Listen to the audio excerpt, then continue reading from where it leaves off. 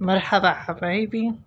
اليوم أنا أتكلم عن الميليشيات ومطالبتنا للمجتمع الدولي نحو أفراد مجتمع الميم LGBT.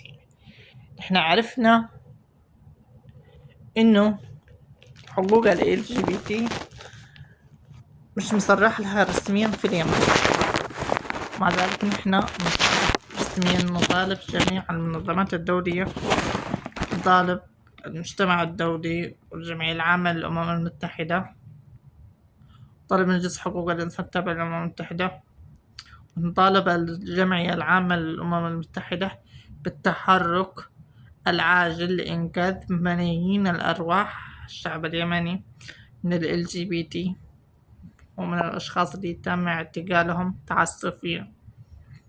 واجب على المنظمات الدولية أن تتحرك وتناقش هذه القضايا لحلها وإنقاذ ملايين الأرواح من بين يدي الحوثي الذي تم إصدار أحكام الإعدام التعسفي والاعتقال التعسفي. المثليين الجنس لهم حريتهم الشخصية، تحول الجنسي برضو كمان. ال LGBT بشكل عام له حقوقها الرسمية بموجب القانون الدولي تحت حماية القانون الدولي. المجتمع اليمني يمشي على عرف قبلي. يعني ما الجريمة اللي يعملوها؟ إنه بيمارسوا حياتهم الشخصية، بيمارسوا حياتهم بكل حرية والطبيعي. هذا اللي يعملوه. هم أذوا أشخاص المثليين الجنس والLGBT بشكل عام ولا أذوا حدا، عايشين حياتهم شخصين متفقين ما لهمش علاقة فيهم. يعني شوفوا لوين وصل التخلف، شوفوا لوين وصل الإجرام. أي حاجة تحصل يقولها سياسة أمريكية، سياسة إسرائيلية. أي حاجة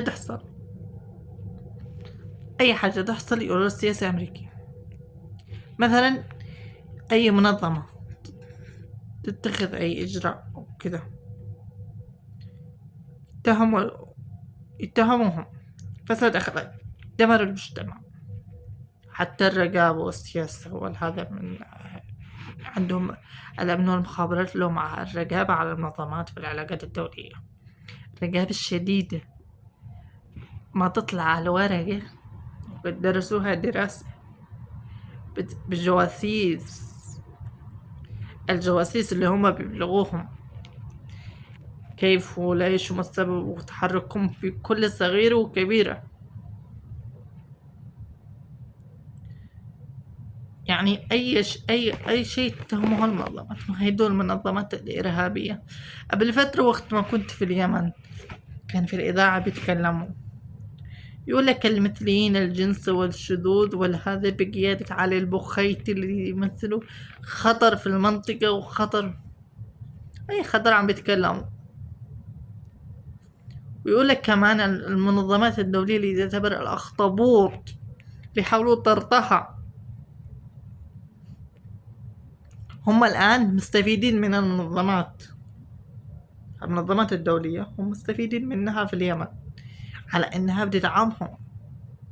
هم بيضغطوا على المنظمات الدولية على إنها منظمات إنسانية ولا بدعم الجهات الحكومية في صنعاء من أجل إنها تعزز في الاستقرار، يعني في الازدهار الاقتصادي وكده، عشان ننقذهم فقط لا غير. المنظمات الدولية لها علاقة في إن الحوثي بيستمد قوته منها، لها علاقة يعني، وأيضا كمان بدعم خارجي الدول المحالفة لهم. يعني هذا الميليشيا الإرهابي اللي قتل ما يقرب يعني مجزرة من اليمنيين، ايديه ملطخة بالدم، كمان عم بينهب أموال الشعب اليمني.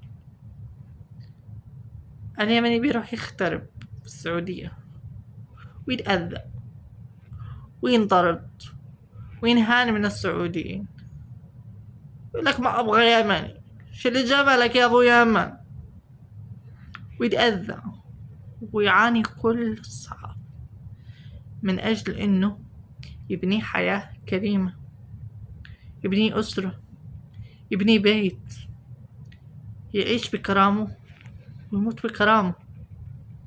هم في الثراء الفاحش، بدلا ما إنهم يعززوا من اليمن ويبنوها اقتصاديا ومعنويا، وصلوا بهذا الحرب لوقف حرب نهائي، كان بالعكس بيشعلوها، بيشعلوا النار زي اللي يقول لك النار بدل ما هي بتولع فلازم انها تنخمر تنطفي، وهدول بيشعلوها. يعني شوف اليمنيين المغتربين في السعودية وكذا، وتعرضوا للطرد وتعرضوا كده وتعرضوا كده من أجل إنهم يروحوا، يعني عملة السعودية أقوى من عملة اليمن. السعودية يعني أنتوا عارف السعودية في اقتصادها قوية، لو الحوثي عمل كده لكان اليمني لم اخترب ولا شيء، لكانت اليمن أغلى دولة في العالم. اليمن فيها ثلث نفط العالم، من ثرواتها، من كل شيء، من معادنها، من اقتصادها، من سياحاتها، من كل شيء. الثروة السمكية يعيش منها الشعب اليمني كله.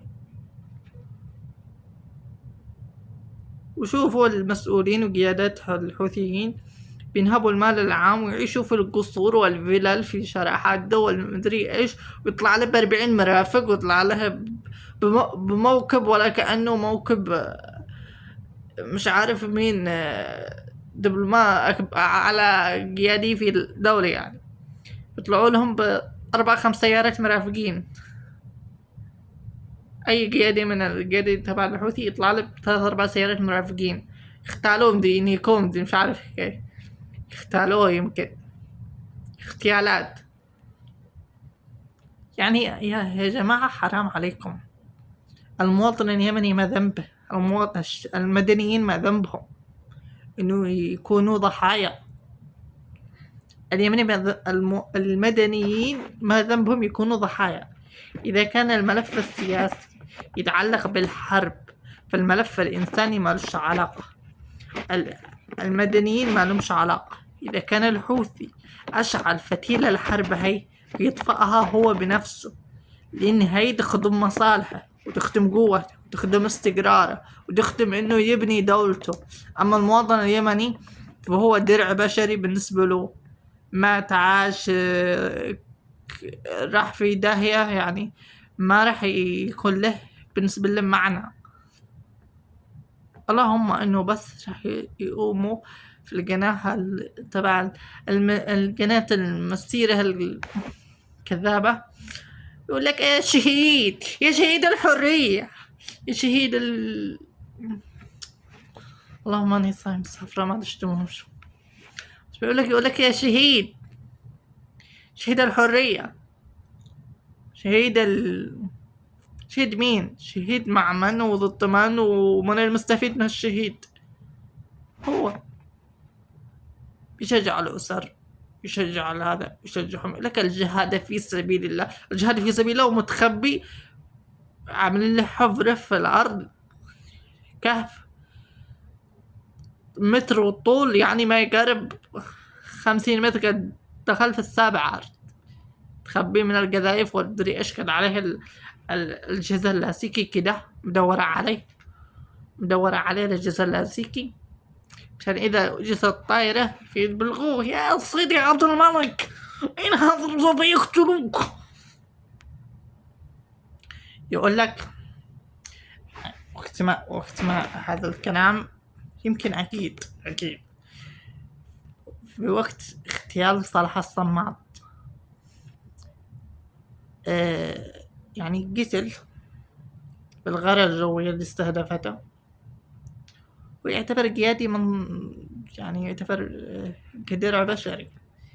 زوجة صالح الصماد اتزوجها عبد الملك. شوفوا لو وين وصل الإجرام. زوجته اتزوجها عبد الملك، زي الذي هو قتله يروح يتزوج مرته. وأصبح الآن الشعب اليمني أصبحوا المجاهدين وكذا، أي وحدة أرملة مرت شهيد يقوموا يزوجوها بالمجاهد. صباح القانون عندهم كده، مساكين محرومين. يعني يخلص يقتل الضحية وينهش بلحمه، قتل الضحية ونهش بلحمه. يعني خلص مهمة منه، تخلص منه على الآخر واستفد منه كقيادي وكذا، في الآخر راح يتزوج مرته. جريمته بدل ما أنه أسر الشهداء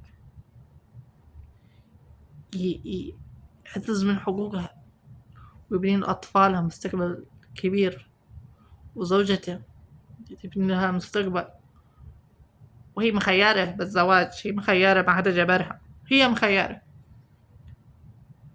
وأي أسرة شهيدية راح تكون زوجته مخيرة أو المهم إنه يهتم بأسرة الشهيد. هذا الشهيد يعتبر إنه ضحايا كلعبة بأيديهم. فأتمنى من الشعب اليمني إنه يستيقظ من الغيبوبة. حياتي.